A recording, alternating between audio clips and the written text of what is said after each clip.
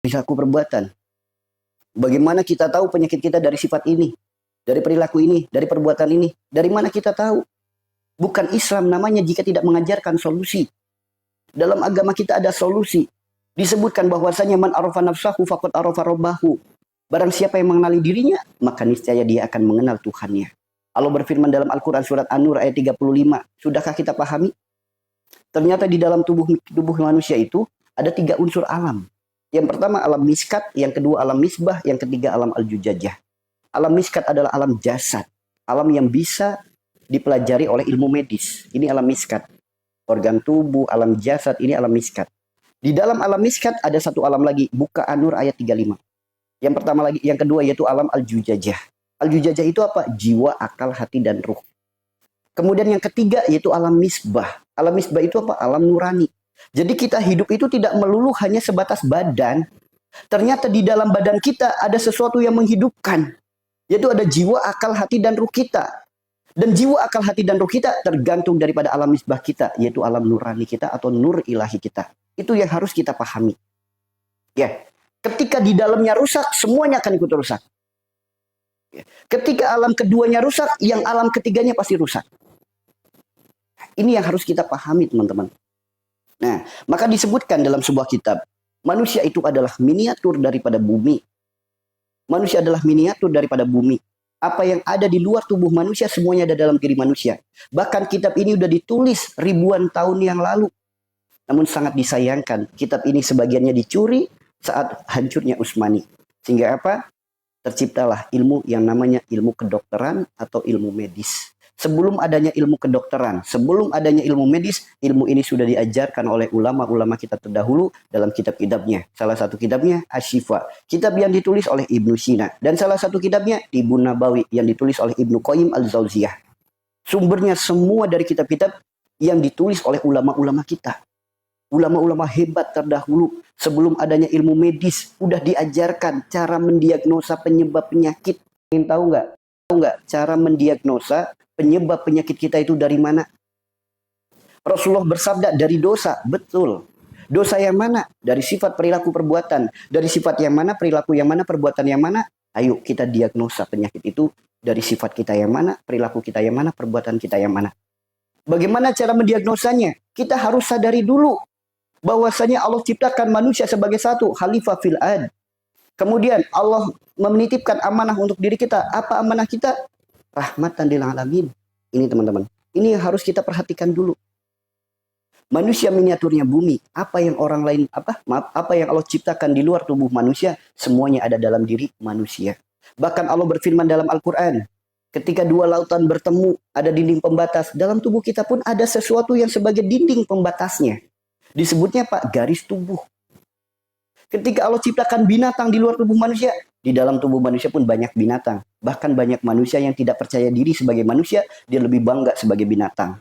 Sehingga Pak mempelajari, dimasukin macan, dimasukin monyet, dimasukin macan putih, dimasukin gajah, dimasukin buaya, dimasukin kecoa, macam-macam dah. Masukin kodam dan lain sebagainya.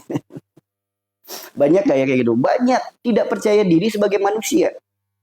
Padahal manusia itu apa? Wujudku ciptaannya, wajahku karuniannya, tanganku bimbingannya, di pundakku amanahnya, di kolbuku asmannya, ucapanku utusannya, wujudku ciptaannya, wajahku karuniannya. Itu teman-teman. Banyak yang tidak menyadari wujudku Adam, wajahku sinar rembulan, mataku matahari, di pundakku bintang. Banyak yang tidak menyadari hal itu. Banyak. Banyak yang tidak menyadari hal itu. Makanya ayo lihat bagaimana cara mendiagnosanya. Di Al-Quran disebutkan. Kemudian oleh ulama-ulama kita dijabarkan. Tergantung dengan versinya. Karena ini untuk pengobatan, maka penjabarannya untuk pengobatan. Ketika 2 lautan bertemu, ada dinding pembatas untuk memisahkan antara bagian yang satu dan bagian yang lainnya. Ditulis dalam Al-Quran surat Ar-Rahman. Kemudian dilihat, ternyata tubuh manusia juga banyak dinding pembatasnya. Dinding pembatasnya itu apa? Garis. Garis teman-teman. Garis. Lihat. Tangan kita di sini ada garis. Sok, lihat di sini ada garisnya. Garis ini memisahkan antara kulit putih dan kulit gelap. Kulit tipis dan kulit tebal. Di sini juga ada garis memisahkan bagian depan dan bagian belakang. Paham nggak teman-teman? Di sini ada garis memisahkan bagian depan dan bagian belakang. Kemudian di sini juga ada garis memisahkan sebelah kanan dan sebelah kiri. Semua tubuh manusia dipenuhi dengan garis. Bahkan jika kita hitung dari puncak kepala sampai ujung jari kaki kita, garis itu berjumlah 114.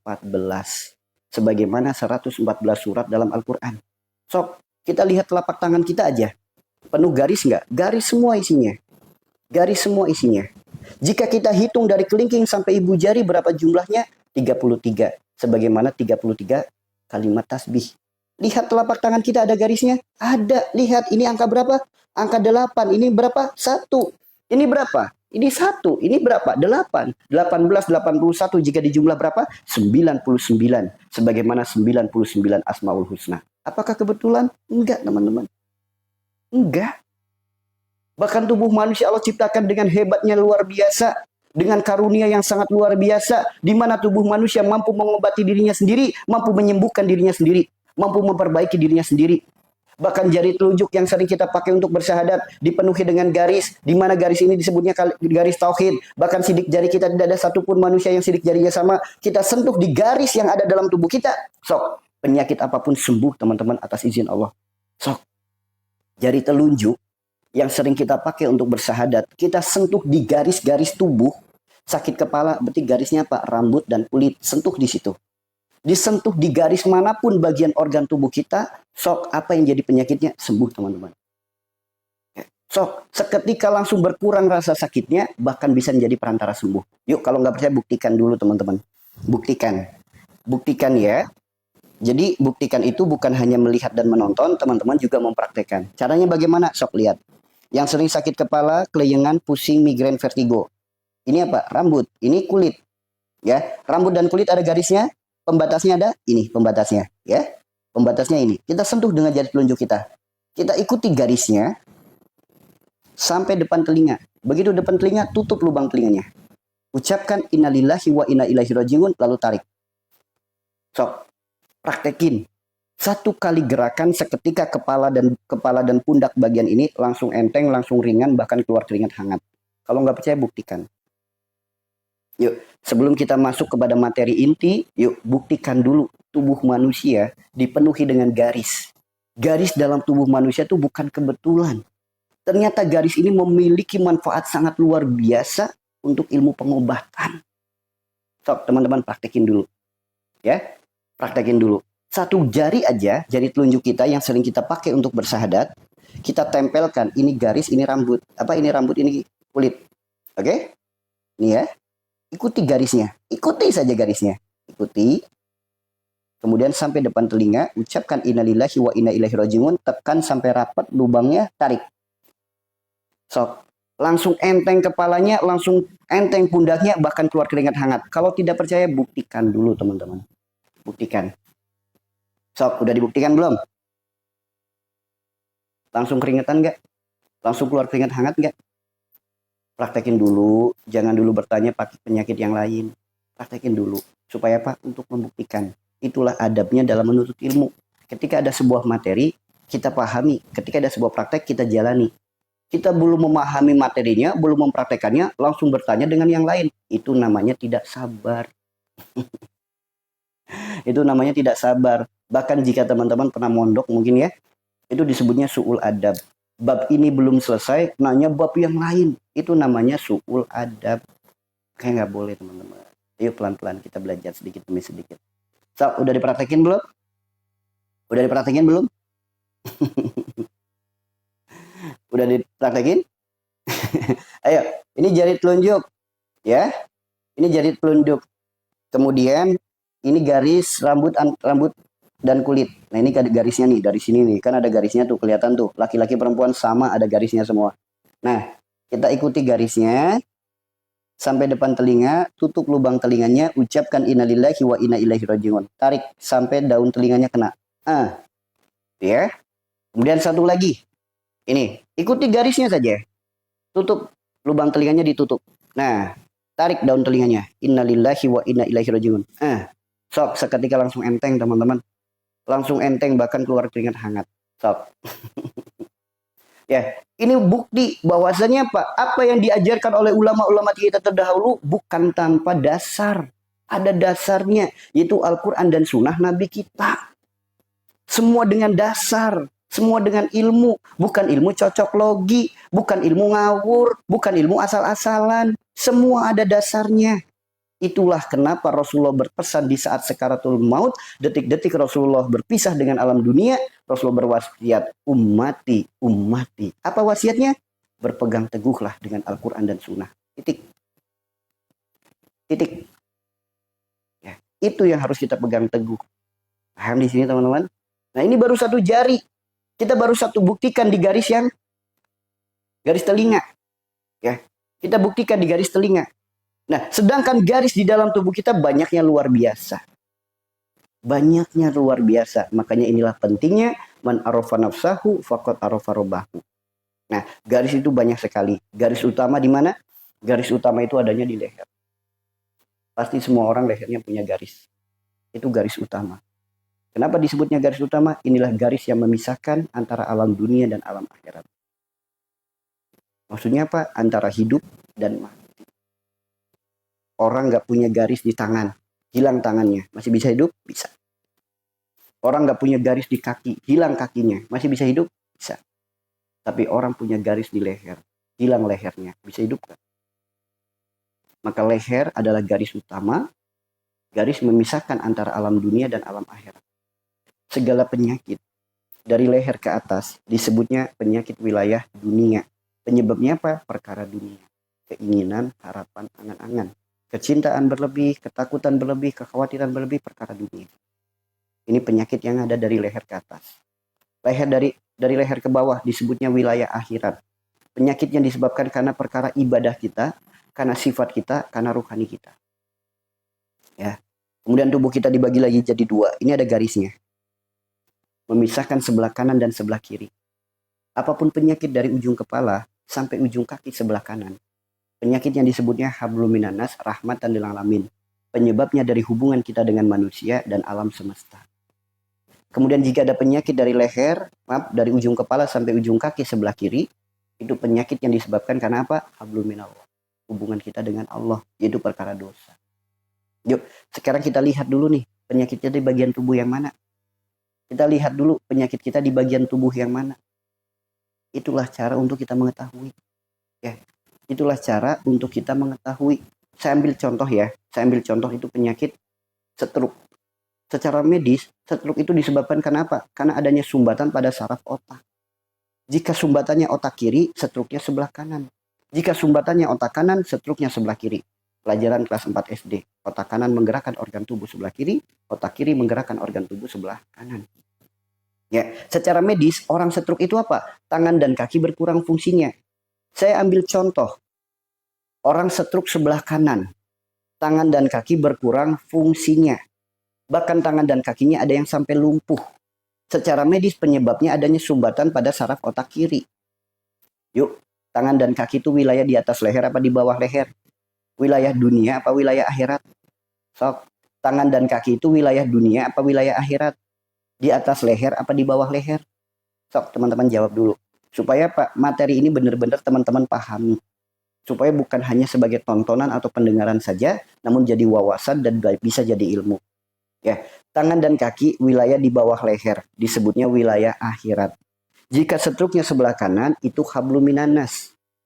Perkara akhirat yang hubungannya dengan manusia. Sok, apa penyebab stroke sebelah kanan? Perkara akhirat yang hubungannya dengan manusia. Perkara apa itu? Silaturahim.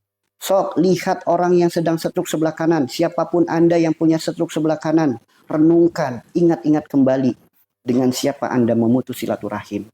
Apa kabar hubungan Anda dengan orang tua? Apa kabar hubungan Anda dengan mertua? Apa kabar hubungan Anda dengan saudara-saudara Anda? Dengan kerabat Anda, tetangga Anda, teman Anda, sahabat Anda? Yuk, apa kabar hubungannya? Ada nggak kesalahan Anda yang menyakiti hati orang lain sampai putus silaturahim? Yuk. Ada nggak kesalahan yang Anda lakukan membuat orang lain sakit hati dan memutus silaturahim. Ada enggak? Sok yang setruk sebelah kanan. Rusaknya silaturahim. Rusaknya silaturahim. Apa yang menyebabkan silaturahim itu rusak? Ingat penyebabnya otak kiri tersumbat. Otak kiri itu wilayah mana? Di atas leher disebutnya dunia. Sebelah kiri disebutnya hablum minallah. Perkara dunia yang hubungannya dengan Allah. Yaitu jodoh, rizki, mati. Perkara jodoh, silaturahim rusak. Dengan anaknya bisa nikah. Tapi dengan orang tuanya nggak bisa akur. Sok setruk sebelah kanan. Sok dengan anaknya kita bisa nikah. Namun dengan orang tuanya nggak akur. Nggak akur sama mertua. Sok setruknya sebelah kanan. Ya, anak kita ada yang lamar. Atau saudara kita ada yang lamar. Kita nggak terima karena yang lamar orang yang tidak kita suka. Menolaknya dengan cara tidak baik, orangnya sakit hati. Rusak silaturahim. Sok setruk sebelah kanan. Setruk sebelah kanan. Perkara jodoh, perkara rizki, perkara mati. Perkara rizki itu apa? Rebutan warisan. Sok. Persaingan bisnis sampai rusak silaturahim. Banyak nggak? Banyak. Pedagang satu dan pedagang satu bersaing tapi tidak sehat, saling menjelekkan, akhirnya putus silaturahim. Sok, setruk sebelah kanan. Yang ketiga, ya, perkara rizki bisa juga rebutan warisan. Gara-gara warisan, kakak dan adik nggak akur. Dengan paman, dengan bibi nggak akur. Sok, rusaknya silaturahim bisa jadi setruk sebelah kanan. Ya. Kemudian yang terakhir, perkara mati. Kita punya kesalahan kepada seseorang. Akhirnya Pak, rusak silaturahim. Kita belum minta maaf, orangnya sudah meninggal. Sok, setruk sebelah kanan. Setruk sebelah kanan. Nah, maka kalau pengen sembuh dari penyakit setruk sebelah kanan, perbaiki penyebabnya. Perbaiki segala silaturahim yang sudah rusak. Perbaiki semuanya. Perbaiki. Mohon ampun kepada Allah dengan kesalahan kita kepada banyak orang. Mohon ampun. Setelah diperbaiki semuanya, ternyata penyakitnya belum sembuh. Berarti penyebabnya apa? Rahmatan lil alamin, hubungannya dengan alam semesta. Mungkin tangan dan kakinya pernah dipakai untuk membunuh makhluk Allah tanpa menyebut asmanya. Mungkin tangan dan kakinya pernah ia pakai untuk menyakiti makhluk Allah, merusak makhluk Allah, menyiksa makhluk Allah, menzolimi makhluk Allah, bahkan memfitnah makhluk Allah. Nuduh mereka sebagai penyebab penyakit dan lain sebagainya. Hati-hati. Hati-hati. Atau mungkin rizki yang ia dapatkan dari unsur alam. Bumi, air, angin, api, pohon, dan lain sebagainya. Ia berbisnis dengan alam, namun haknya alam tidak dipenuhi dan kurang bersedekah. Contoh, air. Jual beli air minum aja deh. Galon isi ulang. Ya. Jualan galon isi ulang aja yang paling sederhana. Sedekahnya kurang. Sok, bisa setruk sebelah kanan. Ya. Kemudian batu, tanah, kemudian kayu, daun, emas, dan lain sebagainya. Unsur alam dijadikan bisnis, sedekahnya kurang, sok. Setruk sebelah kanan. Sok teman-teman. Ada nggak di sini yang terkena setruk sebelah kanan?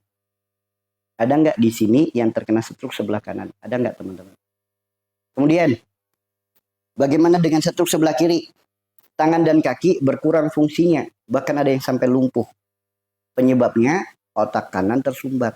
Sok, teman-teman yang setruk silakan CT scan. Pasti ada sumbatan pada saraf otaknya. Pasti, teman-teman. Nah, setruk sebelah kiri. Kiri itu wilayah apa? Hablum minallah. Tangan dan kaki di bawah leher disebutnya akhirat. Perkara akhirat yang hubungannya dengan Allah. Itu penyebabnya. Apa itu penyebabnya? Adanya dosa yang merusak hubungan kita dengan Allah. Dosa apa? Dosa-dosa besar. Yang pertama, kemunafikan, kemusyrikan, kemaksiatan, kezoliman, kesombongan, dosa riba. Ayo, 6 dosa ini segera taubat. Siapapun yang terkena setruk sebelah kiri, 6 dosa ini segera bertobat. Kemunafikan, kemusyrikan, kemaksiatan, kezoliman, kesombongan, dan dosa riba. Segera bertobat. Yuk. Kenapa melakukan dosa-dosa itu? Ini penyebabnya. Sumbatan otak kanan. Otak kanan di atas leher disebutnya dunia, sebelah kanan disebutnya hablum minanas. Perkara dunia yang hubungannya dengan manusia. Perkara apa itu? Harta, tahta, keluarga. Demi sebuah harta, rela melakukan dosa 6 tadi. Ya, demi sebuah tahta, sebuah jabatan, sebuah kedudukan, sebuah keakuan. Rela melakukan dosa-dosa tadi. Demi untuk keluarga. Saya kalau nggak kayak gini, saya nggak punya uang. Saya kalau nggak melakukan riba, saya nggak bisa punya usaha. Sok. harta tahta keluarga dengan melakukan 6 dosa. Kemunafikan, kemusyrikan, kesombongan, kezoliman, dan dosa riba. Hati-hati teman-teman. Ya, hati-hati. Maka barang siapa yang terkena setruk sebelah kiri, jalan sembuhnya apa? Bertobat kepada Allah dari dosa-dosa yang ada. Itu kuncinya teman-teman. Ingat, Allah titipkan kita penyakit bukan nyuruh kita cari obat. Bukan. Allah titipkan kita penyakit, Allah bukan sedang nyuruh kita ikhtiar ke sana kemari. Bukan. Melainkan Allah berpesan dalam Al-Quran surat At-Tahrim ayat 8. Silakan dibuka pesan Allah apa. Pesan Allah apa dalam Al-Quran surat At-Tahrim ayat 8. Silakan. Udah dikasih tahu ini loh. Adanya sakit itu gara-gara ini. Allah berpesan, ya ayyuhalladzina amanu tubu ilallahi taubatan nasuha. Hei, kalau kamu memang benar-benar orang beriman, aku wajibkan atas kamu bertaubat. Taubatlah yang semurni-murninya, taubatlah yang sesungguh-sungguhnya. Karena itu semua penyebab dari segala masalah dalam hidupmu.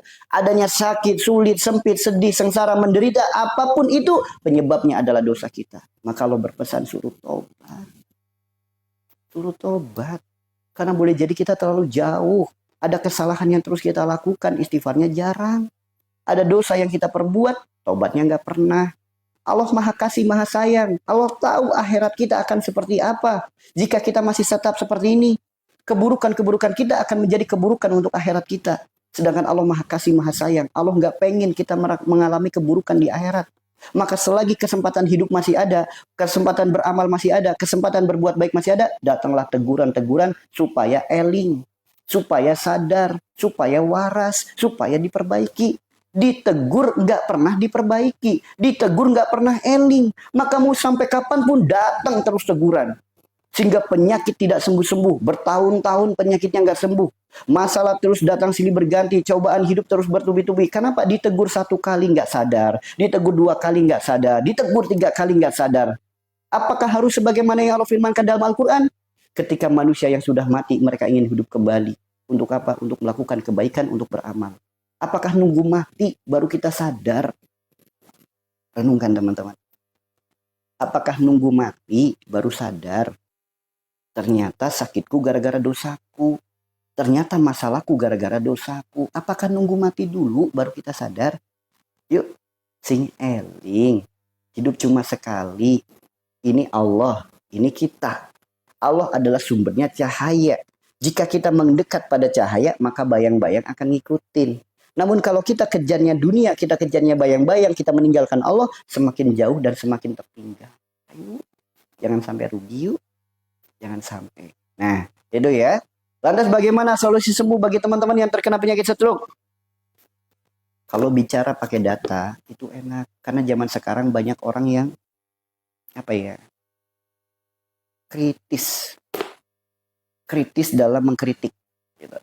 Jadi kalau kita bicaranya dengan data itu enak. Ini namanya apa? Kitab Tibun Nabawi. Kitab Tibun Nabawi itu apa? Rujukan utama para ulama yang berdakwah lewat jalan pengobatan. Dalam kitab ini ditulis oleh Ibnu Qayyim Al-Jauziyah, bersumber dari hadis-hadis dan bersumber dari ulama-ulama terdahulu dan bersumber dari para sahabat. Orang terkena stroke, kunci utamanya adalah tobat dari dosa-dosanya. Kemudian langkah ikhtiarnya apa? Rasul bersabda, semua penyakit ada obatnya dan sebaik-baik pengobatan adalah hijamah. Apa itu hijamah? Hijamah itu berbekam. Maka silakan berbekam. Manut aja sama Allah, manut aja sama Rasulullah, pasti selamat bahagia dunia akhirat. Tuh, kalau ada kata orang, ada yang bilang, katanya obat terbaik untuk stroke adalah ini. Kata Rasulullah, bekam. Anda lebih percaya yang siapa? Lebih percaya sabda orang tersebut atau sabda Rasulullah? Itu yang harus jadi pertanyaan dalam hati. Itulah keimanan, itulah akidah. Siapa yang harus diikuti? Kata orang pintar itu, obat stroke itu adalah ini. Jalan sembuhnya penyakit stroke adalah ini. Kata Rasulullah, hijamah, berbekam. Anda mau pilih yang mana? Ya. Bahkan Rasulullah bersabda, kira-kira kalau sabda Rasulullah bohong nggak teman-teman? Kira-kira kalau sabda Rasulullah, kira-kira bohong nggak Rasulullah dalam menyampaikan? Kira-kira teman-teman. Rasulullah bersabda, 1 titik bisa menyembuhkan 72 penyakit. Kedua, 1 titik lagi bisa menyembuhkan 100 penyakit. Titik pertama namanya titik kahil, punuk. Titik kedua umumugis, jalur lurusnya antara daun telinga ketemu satu titik namanya titik umumugis. Bekam di sini bisa menyembuhkan 100 penyakit. Itu teman-teman. Ya, seperti itu ya. Tentang fasdu, saya bicara apa adanya ya. Selama ini yang saya pelajari tentang ilmu pengobatan dengan guru-guru saya belum pernah diajarkan satu kali pun terapi yang namanya fasdu. Karena apa? Menurut guru-guru kami, ulama-ulama sebagai rujukan-rujukan kami, fasdu itu bukan bagian daripada terapi sunnah. Gitu ya. Karena hadis-hadis tentang fasdu itu bagi guru-guru kami dianggapnya hadis-hadis yang dhaif. Bahkan banyak ulama-ulama kok yang justru malah tidak menyarankan fasdu. Karena fasdu itu apa ya? Beda sama bekam, beda gitu. Fasdu itu sama aja kita kayak donor darah, dikeluarkan darahnya dari pena kita. Sedangkan bekam itu hanya mengeluarkan darah kotor saja.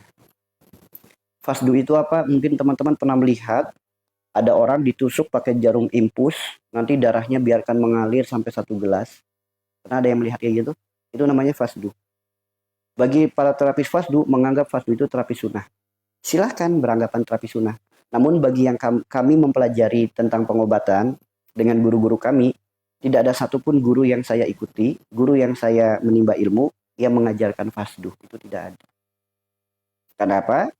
Karena dianggapnya oleh guru-guru kami itu, hadis tentang fasdu itu kebanyakan dhaif. Bukan kebanyakan, dhaif. Itu seperti itu ya teman-teman ya. Seperti itu ya. Makanya enak, kalau apa-apa tuh ngikutin sunnah tuh enak. Ngikutin sunnah tuh enak teman-teman. Enak teman-teman. Ngikutin Al-Quran itu enak. Karena sebaik-baik nasihat, petunjuk, obat, solusi itu Al-Quran dan sunnah. Udah ikutin aja, berpegang teguh dengan Al-Quran dan sunnah. Selamat bahagia dunia akhirat. Nah, itu aja ya. Nah, seperti itu ya teman-teman ya. Paham di sini? Paham? Nah, lantas bagaimana dengan penyakit-penyakit yang lain? Kan penyakit kan punya wilayahnya masing-masing. Ya, punya wilayahnya masing-masing. Ya, kan penyakit itu kan punya wilayahnya masing-masing. Sok, sekarang mau ditanya wilayah mana? Mau ditanya wilayah mana? Mau ditanya wilayah mana? Karena setiap penyakit itu punya wilayahnya masing-masing. Ini wilayah perut, ini wilayah dada, ini wilayah kaki, ini wilayah lutut, ini wilayah betis, ini wilayah telapak kaki, ini wilayah kepala. Semua ada wilayahnya masing-masing. Ya, semua ada wilayahnya masing-masing. Nah, makanya tadi ya, dari ujung kepala sampai ujung kaki ada 114 garis. Untuk alat diagnosa, ilmu yang diajarkan oleh ulama terdahulu untuk mempermudahnya memakai apa? Memakai unsur 2 alam. Unsur 2 untuk kemudahan ya, untuk kemudahan. Yang pertama, tubuh bagian depan itu disebutnya wilayah kenabian. Untuk mempermudah, ini tuh untuk mempermudah menggambarkan. Bukan wilayah depan disebut nabi, bukan. Ini biasanya orang-orang kritik tuh kayak gini nih. Kritik tapi nggak pakai ilmu. Biasanya kayak gitu. Kok tubuh manusia ada nabinya? Nah, bukan itu maksudnya. Jadi nama diagnosanya itu wilayah depan disebutnya wilayah atau area kenabian. Wilayah belakang disebutnya kewalian. Kenabian itu apa? Dari puncak kepala, wilayah Nabi Daud, Sulaiman, Yusuf, Khidir, Ismail, Musa, Ibrahim, Adam, Isa, Yunus, Lut. Nah, wilayah belakang, wilayah kewalian. Ada 3 wilayah. Wilayah Sidikin, Suhada, Solihin. Dari puncak kepala sampai belikat namanya Sidikin. Dari belikat sampai ke pinggang namanya Suhada. Dari pinggang sampai ke bawah namanya Solihin. Jadi punya wilayahnya masing-masing. Wilayah ini untuk mempermudah mendiagnosa, untuk mempermudah menggambarkan, untuk mempermudah memperingat. Bukan disebutnya dasarnya apa, ada hadisnya apa enggak. Ini merujuk dari kitab-kitab para ulama. Contoh, ini disebut tangan. Siapa yang menyebut ini tangan? Kalau mau kritik, maka kritik dengan ilmu.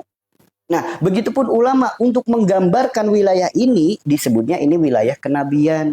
Kenapa? Nanti sumbernya kembali lagi pada Al-Qur'an. Ya, nanti sumbernya lagi kembali lagi pada Al-Qur'an. Tujuannya itu. Contoh, ya. Sok, sekarang wilayah kepala. Wilayah kepala itu apa? Wilayah yang ditumbuhi rambut. Ya, wilayah yang ditumbuhi rambut. Segala penyakit yang ada di wilayah rambut, baik itu mulai dari kutu rambut, ketombe, kemudian rambut rontok, sakit kepala, migrain, pusing, kelayangan, saraf otak, kanker otak, dan lain sebagainya. Semua wilayah yang ditumbuhi rambut disebutnya wilayah Nabi Daud. Ya, disebutkan dalam Al-Quran. Lihat kisah Nabi Daud. Kisahnya bagaimana? Apa yang dihadapi oleh Nabi Daud? Nabi Daud itu kenapa sampai ada puasa Nabi Daud? Sehari puasa, sehari tidak.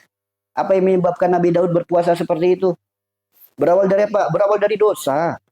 Berawal dari kesalahan. Dan apa yang dihadapi oleh Nabi Daud? Siapa kaumnya? Kaum yang memiliki sifat keras kepala dan kaum yang memiliki sifat besar kepala. Sok, orang kalau punya sifat keras kepala, orang kalau punya sifat besar kepala, pasti punya masalah pada wilayah kepalanya atau wilayah rambutnya. Sok, sederhana aja deh.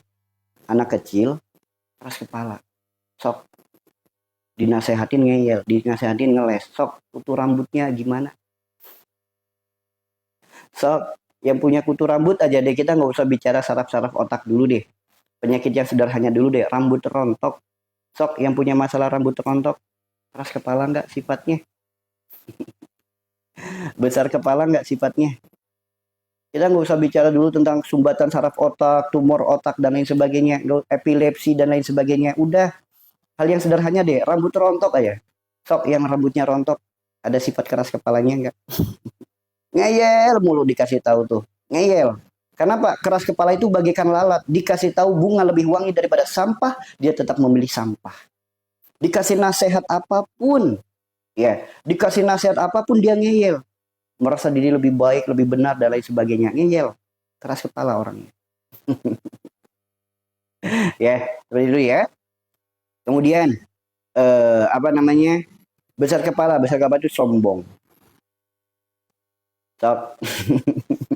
Anak kecil yang punya kutu rambut banyak aja, udah keras kepala anaknya. Ya. Makanya apa? Ini sebagai bukti untuk mempermudah mendiagnosa. Lantas bagaimana jalan sembuhnya? Sok, orang kepalanya pusing.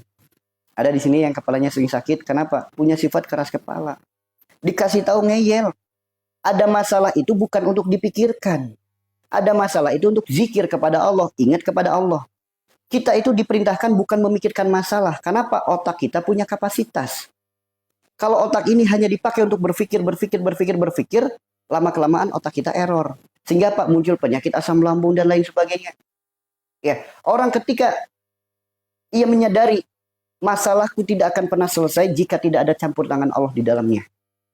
Maka ia jadikan masalah itu sebagai pijakan-pijakan anak tangga untuk dia lebih dekat kepada Allah. Ada masalah, ingat Allah, aman kepalanya. Ada masalah, ingat Allah. Ada kesulitan, ingat Allah. Apapun yang keadaan dirinya, butuh apapun, ingat Allah. Aman kepalanya. Besok cicilan, nggak ingat Allah. Tapi ingatnya, duit dari mana ini? Sok, sakit kepalanya. Pusing kepalanya. Ya, besok ada kebutuhan, nggak ingat Allah. Yang diingat, uang dari mana? Besok saya harus seperti ini. Sok. Ya. Kemudian, apa lagi namanya? Masalah apapun, dia nggak ingat Allah. Tapi dia memikirkan masalahnya. Sok, kelayangan, kepalanya, dan lain sebagainya. Oke. Lantas bagaimana jalan sembuhnya? Mudah. Sakit kepala itu mudah, teman-teman. Nah, kembali ya, kalau bicara pakai data itu enak. Ingat, mukjizat gerakan sholat. Bagi teman-teman yang sering sakit kepala, ya, bagi teman-teman yang sering sakit kepala, yuk, ketika bersujud, lepaskan sifat keras kepalanya, lepaskan sifat besar kepalanya. Jangan lagi ada kesombongan di hati kita. Dan jangan lagi ngeyel, angkuh, merasa bisa, merasa mampu tanpa melibatkan Allah. Jangan. Jangan, teman-teman. Jangan. Maka dengan kita sujud semurni-murninya, kita menghamba sepenuhnya. Dengan kekuatan dalam kolbu kita, subhana rabbil a'la wa bihamdih. Kolbu kita wujudnya adalah jantung. Jantung fungsinya memompa darah.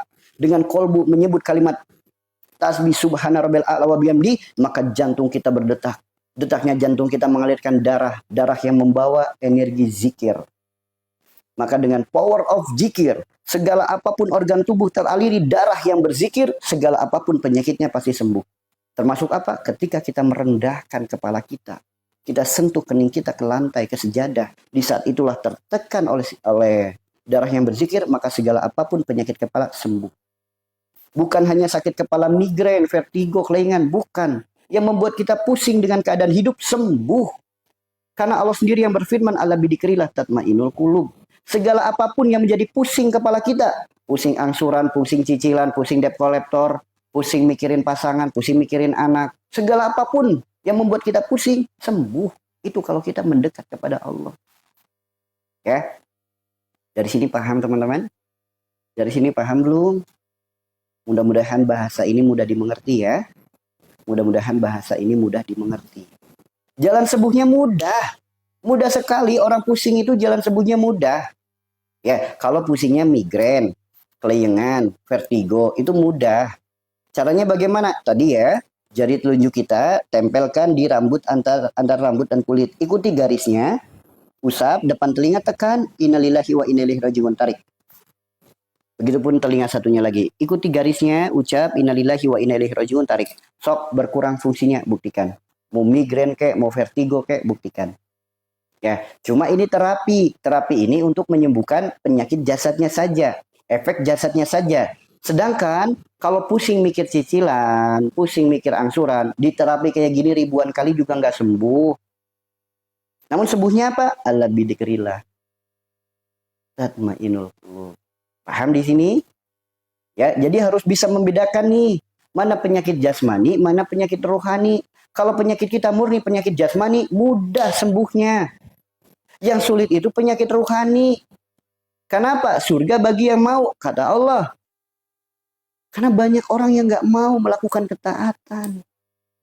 Begitupun dalam kitab Thariqus Shifa, sembuh itu mudah, murah, gratis. Bagi siapa? Bagi yang mau.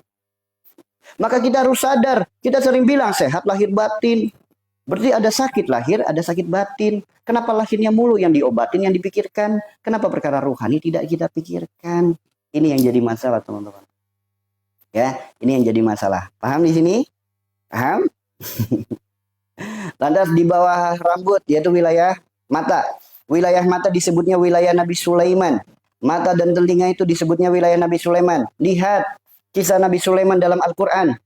Pandangannya bisa mendudukan yang goib, pendengarannya bisa mengerti bahasa binatang.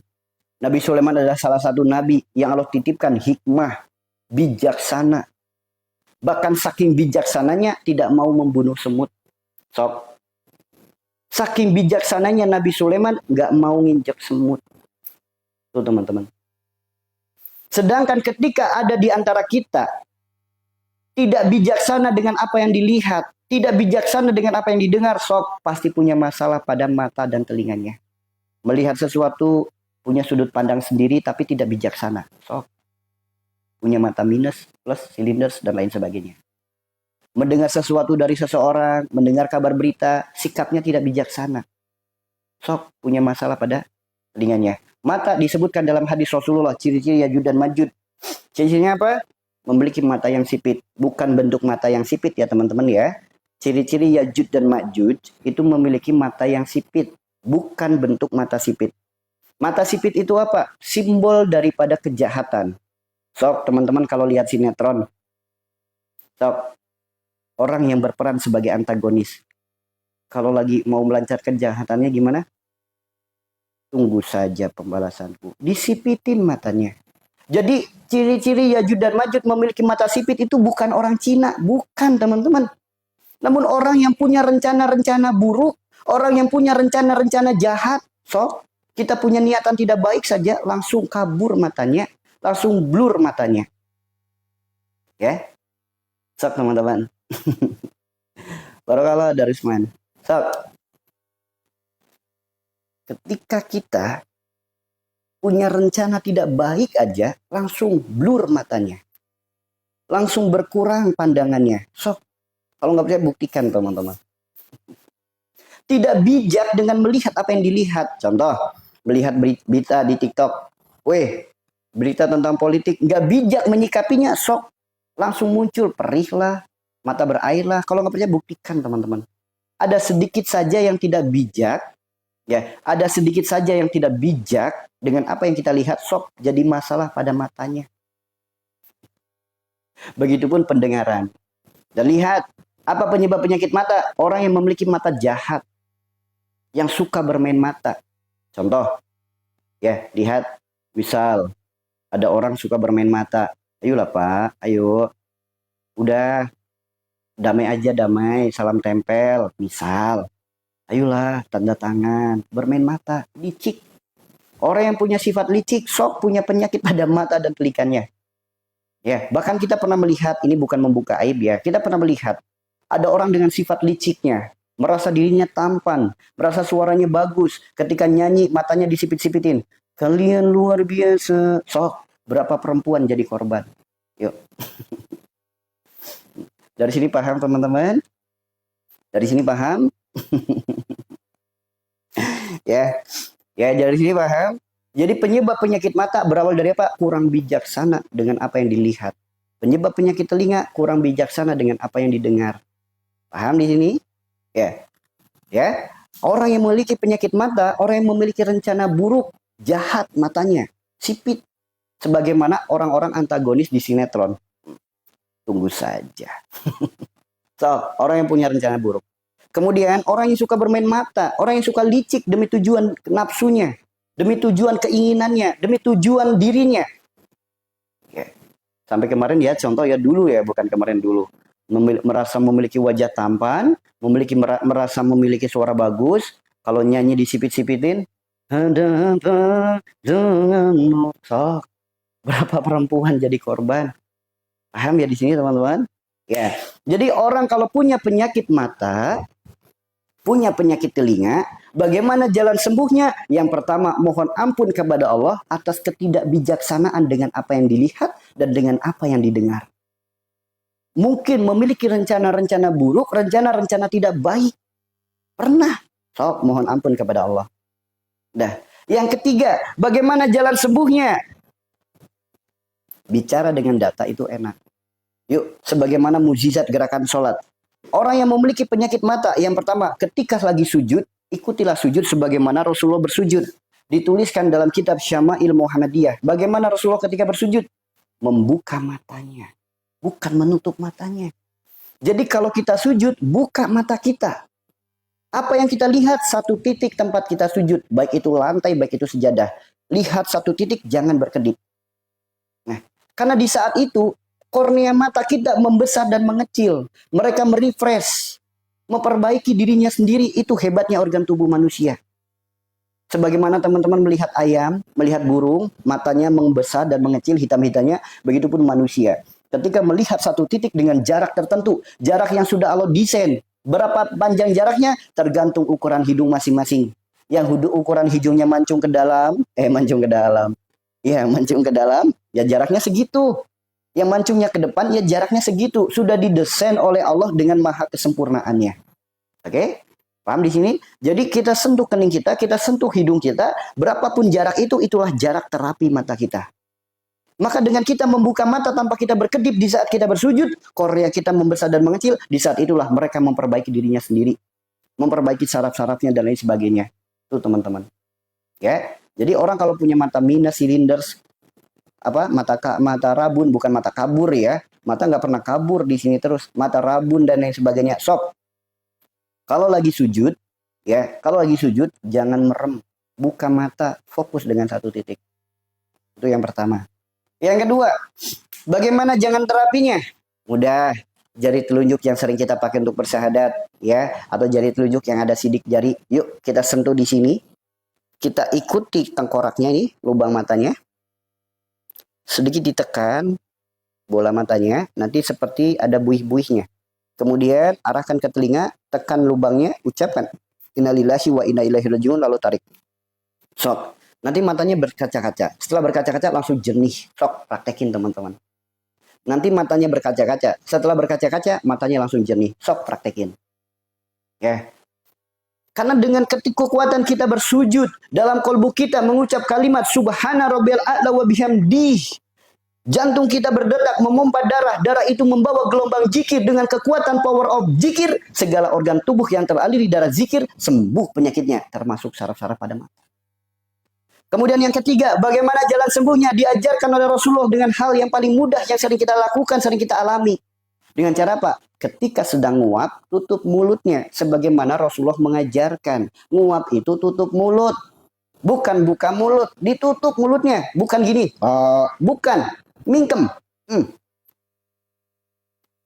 Ingat? Nguap itu mingkem. Ditutup. Biarkan angin itu keluar lewat hidung. Maka lihat, air mata akan keluar. Keluarnya air mata dipegang. Mereka akan berpasir. Itulah tanda kotoran mata keluar. Jadi nguap itu mingkem, jangan mangap. Ya, nanti kalau nguapnya mingkem, angin dari hidung keluar. Yang punya sinus, yang punya polip, resdung, flu, sok keluar aroma amis. Kalau nguapnya mingkem, angin dari telinga keluar. Yang punya masalah telinga berdenging, vertigo, sok sembuh. Enak teman-teman. Makanya hidup itu kalau dengan ilmu itu enak. Ilmu yang bersumber dari Al-Quran dan Sunnah, selamat bahagia dunia akhirat. Itu ya. Paham di sini teman-teman? Paham di sini? Inilah dahsyatnya man arafa nafsahu faqad arafa rabbahu. Dahsyat kalau kita mau mempelajarinya mah. Paham? Ya, ini baru penyakit mata dan telinga. Kalau yang di telinga mah gampang, gini doang aja udah langsung enteng kok telinganya. Apalagi dilipat daun telinganya. Sok yang telinga berdenging, pendengaran kurang, lipat aja daun telinganya. Sok sakit, setelah sakit nanti gatel. Nah, setelah gatel sok enteng banget. Yang tadinya telinga berdenging hilang. Yang telinganya vertigo, terdapat sumbatan angin, bernanah dan lain sebagainya. Sok lipat aja daun telinganya. Cuma dilipat doang, sakit teman-teman. Namun setelah dilipat, nah langsung hangat badannya. Sok, yuk. Nih, kita buktikan ya, ternyata tubuh manusia itu dipenuhi banyak sensor. Kita lipat aja daun telinga. Sok, berasa seluruh tubuh. Bahkan sebagian ini langsung cerah. Iya, langsung keluar keringat hangat. Sok, gini aja. Sok, langsung hangat badannya. Sok, buktikan. Gini doang. Buktikan, langsung hangat badannya. Buktikan. Iya, kalau sakit tanda banyaknya angin. Tanda banyaknya angin. Dari mana datangnya angin? Manusia itu memiliki 4 pintu dalam tubuhnya. Ya, pintu ini disebutnya pintu hakikat. Disebutnya pintu hakikat. Yang pertama, punggung besar. Yang kedua, punggung tangan. Yang ketiga, punggung kaki. Yang keempat, daun telinga. Oke, makanya ayo, bagi teman-teman yang sering masuk angin, sering mabuk perjalanan, kemudian badan sering ngedrop, kemudian sakit-sakitan terus, sakitnya pindah-pindah, hari ini sakit kepala, besok sakit perut, besoknya lagi sakit yang lain, bahkan sakitnya berdampak keburukan pada psikisnya, muncul ketakutan, kekhawatiran, kecemasan setiap hari, ada nggak di sini? Yang tiap hari masuk angin, keluar rumah masuk angin, takut sama kipas angin, takut sama dingin, ada nggak di sini? Sekalinya bepergian, mabuk kendaraan, mabuk dalam perjalanan, ada nggak di sini? Ada? Yuk, kita buktikan. 4 pintu hakikat dalam tubuh kita, kita sentuh dengan jari-jari kita, seketika langsung dahsyat efeknya. Maka bagi teman-teman yang sering masuk angin, mabuk kendaraan atau mabuk perjalanan, kepala sering kelayangan, badan sering ngedrop, badan sakit-sakitan, takut kipas angin, takut dingin, malas mandi, yuk praktekin terapi ini. Mau nggak dipraktekin terapinya? Mau dipraktekin terapinya? Banyak ya? Mau nggak dipraktekin terapinya? Yuk, bagi teman-teman yang merasa room ini bermanfaat, yuk kita kerjasama yang baik. Kumpulan penjahat saja bisa bekerja sama dalam melancarkan kejahatan. Saya yakin di room ini tidak ada orang jahat. Maka ayo sama-sama kita bekerja sama dalam kebaikan. Saya menyampaikan, teman-teman mensupport dakwahnya dengan tap-tapnya. Ya. Bismillah, yuk kita kerjasama dengan baik. Sekarang kita lakukan terapinya. Bagaimana terapinya? Mudah. Tangannya seperti ini teman-teman. Tangannya seperti ini. Oh ya, bagi yang belum follow silakan di follow dulu supaya tidak ketinggalan live-live berikutnya. Ya. Yang merasa room ini bermanfaat silakan bagikan. Bagikan ke saudara-saudara, ke teman-teman. Yang merasa room ini bermanfaat support dakwahnya dengan tap-tapnya. Ya. Pegang pundaknya seperti ini teman-teman. Pegang pundaknya seperti ini. Kiri atau kanan? Bebas. Mau kiri boleh, mau kanan boleh. Yuk praktekkan bersama-sama. Praktekkan bersama-sama. Pegang pundaknya seperti ini ya. Ya. Berhalangan boleh ikut, silakan. Silakan. Ya, pegang pundaknya seperti ini. Dah, stop dulu komentarnya, lihat aja VT-nya, lihat aja gambarnya, lihat, ikuti arahannya. Pegang pundaknya seperti ini. Oke. Sekarang badan tegak lurus, jangan bungkuk, badannya tegak lurus. Ya, badan tegak lurus. Sekarang pejamkan matanya. Tarik nafas perlahan dari hidung. Hembuskan lewat mulut, dalam hati ucapkan Allah. Sekali lagi, tarik nafas perlahan dari hidung. Hembuskan lewat mulut, dalam hati ucapkan Allah. Sekarang ikuti doanya.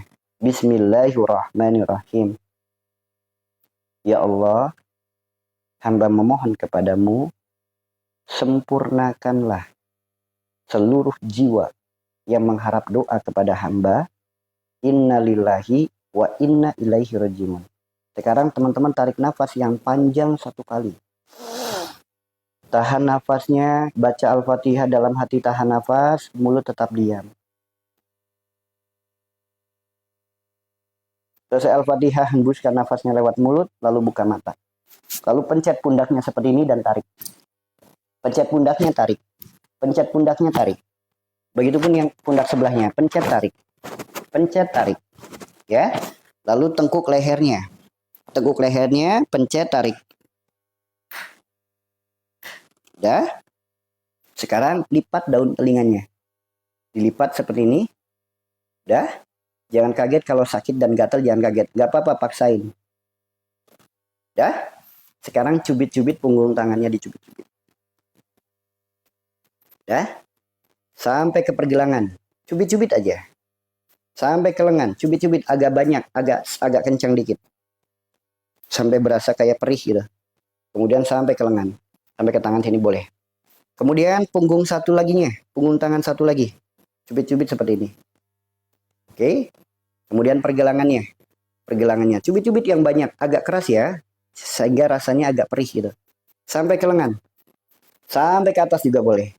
Nah, sekarang yang terakhir. Maaf ya. Untuk wilayah kaki. Saya angkat kaki saya. Maaf. Bukan berarti tidak sopan. Maaf ya. Ya. Ini pergelangan kaki. Yuk, cubit. Tarik. Oke. Lalu bagian luar. Bagian dalam punggung kakinya. Dah? Yuk, kaki sebelahnya. Kaki satunya. Cubit. Depan, dalam, samping, dan punggung kaki. Sekarang, jawab jujur. Ada nggak di sini yang langsung sendawa? Badan langsung segar, keluar keringat hangat, badan langsung enteng, penuh gairah semangat dalam hidup, mata langsung cerah, ngantuk langsung hilang, angin langsung minggat. Sok, rasakan kesegarannya, rasakan kenikmatannya, rasakan entengnya, rasakan terangnya mata, rasakan sendawanya. Sok, langsung bereaksi nggak? Ringan nggak langsung badannya? Sok. Langsung ringan nggak? Langsung. Keluar keringat hangat? Sok. Langsung kan? Badan langsung segar, keluar keringat hangat, sok. Bagi teman-teman yang sering masuk angin, mabuk perjalanan, sering kelayangan kepalanya, badan sering ngedrop, atau mungkin teman-teman yang punya masalah, ketakutan, kekhawatiran, kecemasan, was-was terus hatinya, atau teman-teman yang punya masalah takut kipas angin, takut keluar rumah, takut berkumpul dengan banyak orang, atau takut mandi, sok praktekin terapinya. Praktekin. Enak? Enak? Seger nggak badannya? Sekarang pegang tangannya. Dingin nggak teman-teman? Pegang. Dingin nggak? Pegang daun telinganya. Dingin nggak? Sok. Pegang punggung kakinya. Langsung dingin nggak? Dingin nggak? Pegang punggung kakinya. Dingin nggak? Ulang lagi. Insya Allah nanti diulang lagi. Dingin nggak? Ya. Nah, sekarang saya tanya. Ada nggak yang setelah terapi justru malah mual? Ada nggak yang setelah terapi justru malah mendadak kayak pengen BAB? Kepalanya pusing, merinding, keluarnya keringat dingin. Ada nggak? Ada nggak? Setelah terapi justru malah mual, seperti pengen BAB, kemudian merinding, keluar keringat dingin, nguap, ngantuk. Ada nggak? ada yang mual. Saya buka kitabnya ya. Teman-teman yang punya Tibun Nabawi buka di halaman 93. Yang mual segera batukin dan muntahin. Yang merinding segera batukin dan muntahin. Yang keluarnya keringat dingin segera batukin dan muntahin. Yang nguap, yang ngantuk segera batukin dan muntahin. Ini petunjuknya ada dalam kitab Tibun Nabawi. Oke? Dari mana datangnya itu semua? Ngantuk, mual, merinding, mendadak pengen BAB, atau bahkan keluar keringat dingin. Dari mana datangnya? Rasulullah bersabda, dari mana datangnya? Air liur setan. Air liur setan yang ada di dalam tubuh kita. Ciri-ciri air liur setan itu apa? Sok, habis wudhu, kentut, ada enggak? Habis wudhu, kentut. Ada enggak teman-teman? Lihat, setan itu menjadikan was-was. Setan itu jadi was-was. Pikiran jadi was-was, khawatiran jadi was-was, masalah jadi was-was. Was-was datangnya dari setan. Setan diciptakan dari api. Yang namanya api takut dengan air, takut dengan dingin, takut dengan air, angin. Sok, ada nggak di sini yang suka takut kipas angin? Ada nggak di sini yang takut dingin? Kemana-mana pakai jaket, pakai kaos kaki, keluar rumah aja takut kena angin dingin. Bertemankan fresh care, minyak angin, inhaler, nyumpel di hidung. Ada nggak di sini yang takut dengan air? Mau mandi takut? Ada nggak? Biasanya orang seperti ini adalah orang-orang yang sudah kena psikisnya. Nama penyakitnya namanya anxiety. Rasulullah bersabdanya penyakitnya wahan. Berawal dari ubud dunia, berujung pada takut mati. Tuh teman-teman. Ya, indahnya ilmu yang diajarkan oleh agama kita jika kita mau mempelajarinya. Ternyata segala masalah dalam hidup kita, solusinya ada dalam agama kita. Tuh teman-teman. Ya. Sekarang yang jadi pertanyaan, sebelum kita praktekin lagi terapinya. Yuk sekarang kita jelaskan dulu dari mana penyebab itu semua. Maka ayo kerjasama yang baik, disupport dakwahnya dengan tap-tap bersama-sama. Dari mana penyebabnya? Rasulullah bersabda, makan dan minumlah dengan tangan kanan. Jangan makan dan minum dengan tangan kiri. Makan dan minum dengan tangan kiri adalah makan minum bersama dengan setan. Yang kedua, dari mana penyebabnya? Makanan dan minuman yang terbuka di malam hari, dimakan lagi esok harinya, nggak boleh. Ya, nggak boleh. Karena boleh jadi ada virus, ada bakteri, ada kecoa, ada cicak, ada tikus, dan lain sebagainya. Ada juga makhluk yang memakannya. Maka kalau kita nggak ingin makanan kita mubazir, makanan malam hari ditutup dengan baik, simpan dengan baik, meskipun hanya tutup saji, nggak apa-apa. Gitu ya.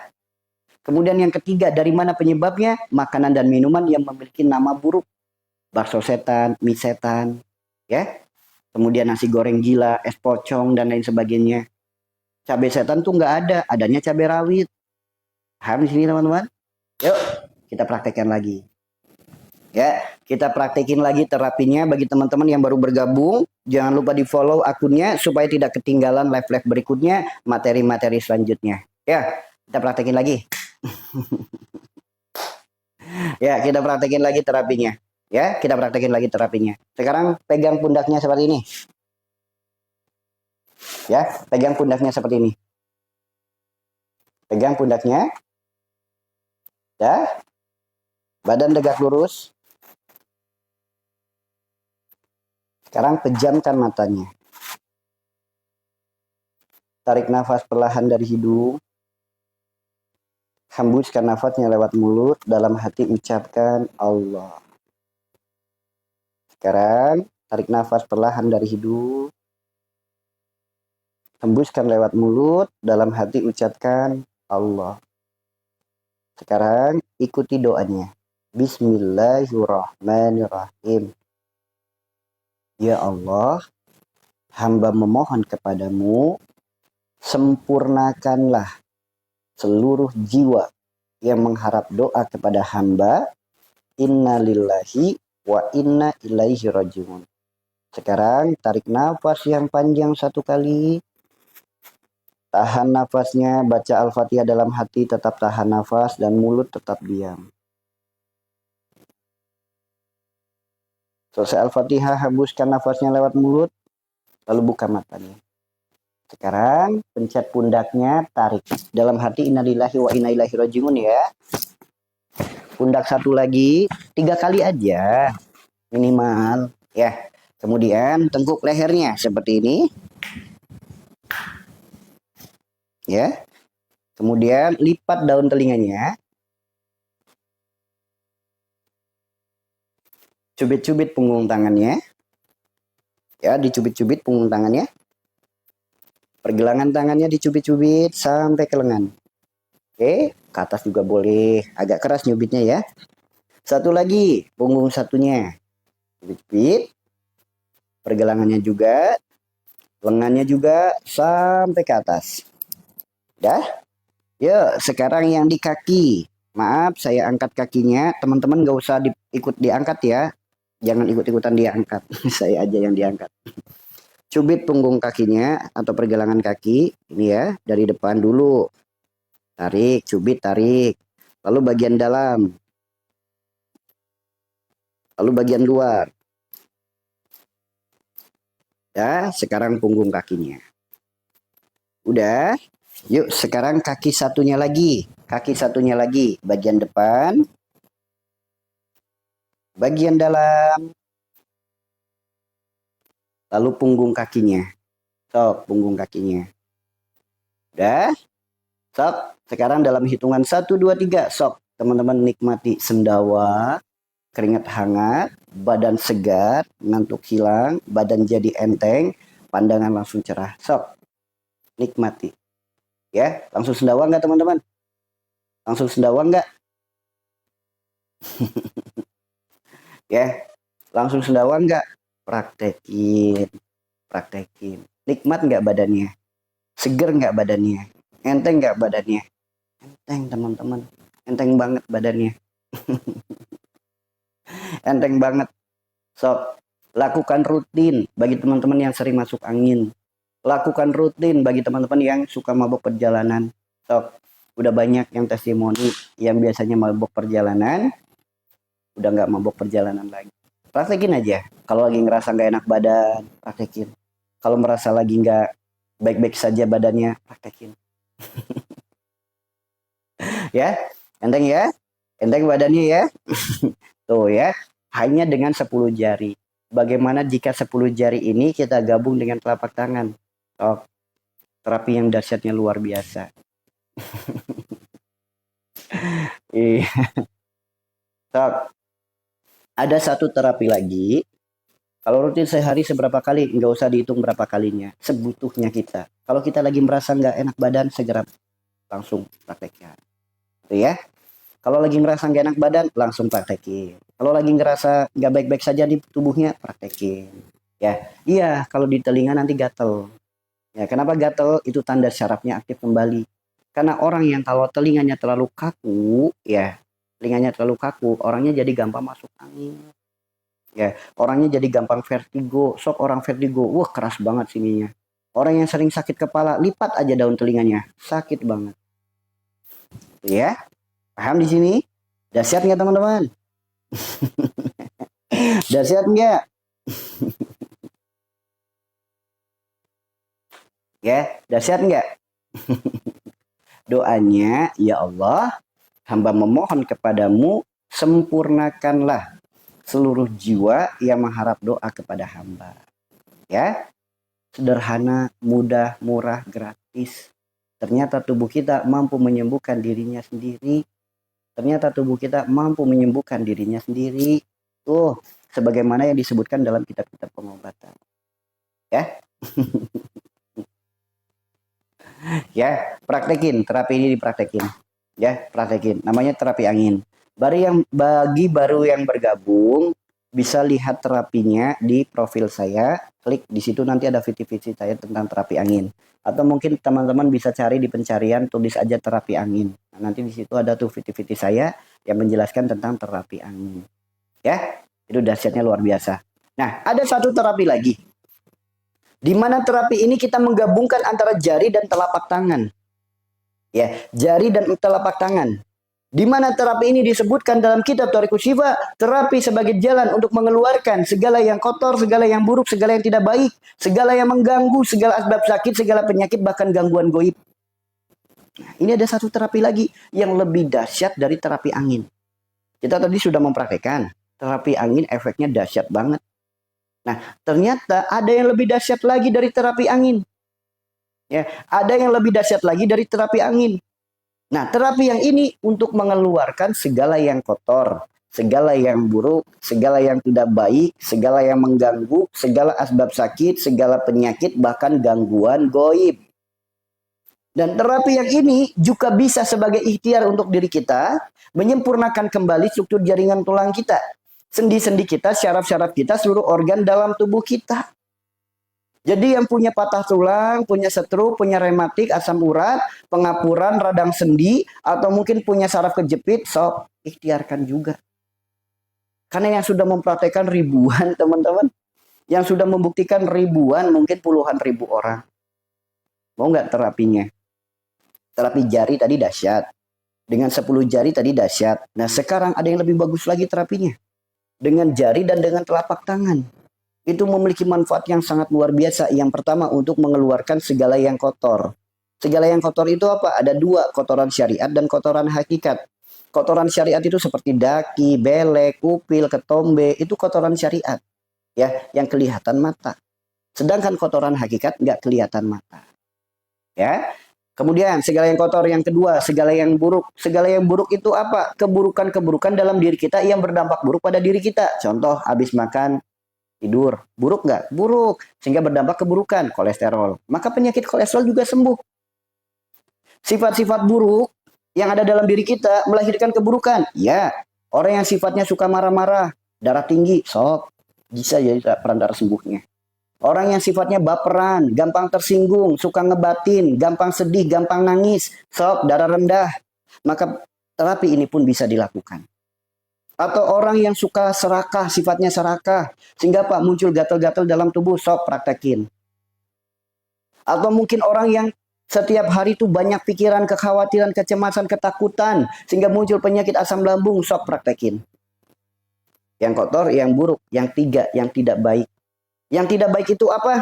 Yang tidak baik itu contoh, kita habis makan, kita lagi makan. Kita nggak tahu di dalam makanan itu ada kandungan kimia yang berbahaya dan lain sebagainya. Kan kita nggak tahu. Apalagi makanan-makanan made in pabrik. Ya, itu kan pasti ada pengawet dan lain sebagainya. Sehingga efek daripada kimia itu pasti berdampak buruk pada tubuh manusia. Nah, itu bisa diikhtiarkan. Ya, segala yang tidak baik. Yang keempat, segala yang mengganggu itu banyak sekali teman-teman. Sok. Sesuatu yang paling mengganggu itu apa? Lagi sholat ngantuk, ibadah ngantuk. Ini ngeganggu. Ada lagi yang ngeganggu. Ketemu orang takut. Mau makan ini takut. Mau makan itu takut. Ketemu kipas angin takut. Ketemu dingin takut. Ada nggak yang seperti itu? Bahkan dengar suara burung aja takut. Ada nggak yang seperti itu? Datang maghrib takut. Datang malam takut. Ada nggak yang seperti itu? Habis wudhu kentut. Ibadah nggak pernah khusyuk. Ada nggak yang seperti itu? Banyak. Nih, segala yang mengganggu. Yang kelima dan yang keenam, segala asbab sakit dan penyakit. Apapun penyakit dan penyebabnya yang ada dalam tubuh kita, ikut dikeluarkan. Kemudian yang ketujuh, segala gangguan goib. Mau santet, sihir, guna-guna, apapun itu dah bisa diikhtiarkan. Selain daripada itu, terapi ini ternyata memiliki manfaat sangat luar biasa lagi. Apa manfaatnya? Menyempurnakan kembali struktur jaringan tulang kita. Sendi, syaraf, organ tubuh sempurna lagi. Yang punya radang sendi ada. Yang punya pengapuran ada. Asam urat, saraf kejepit, stroke. Ada nggak epilepsi, radang usus, iritasi pada lambung? Ada. Masalah pencernaan, usus buntu, batu ginjal, batu empedu? Ada. Praktekin terapi ini. Dahsyatnya luar biasa. Dahsyatnya luar biasa terapi ini. Terapi ini bisa kita lakukan setiap hari. Dan terapinya mudah. Gak pakai modal, gak pakai bayar, gak pakai kemana-mana. Bisa dilakukan di rumah sendiri. Bisa dilakukan setiap hari. Bagaimana terapinya? Tadi udah disebutkan ya, semua penyakit. Jadi gak usah ditanya, penyakit ini bisa enggak? Penyakit ini bisa enggak? Ya, jadi gak usah ditanya, penyakit ini bagaimana? Oke? Kita bahas untuk semua penyakit sebagaimana yang disebutkan dalam kitab Thariqus Syifa. Jadi nggak usah ditanya asam urat gimana, diabetes gimana, asam lambung gimana. Ini untuk semua penyakit. Jadi nggak usah ditanya.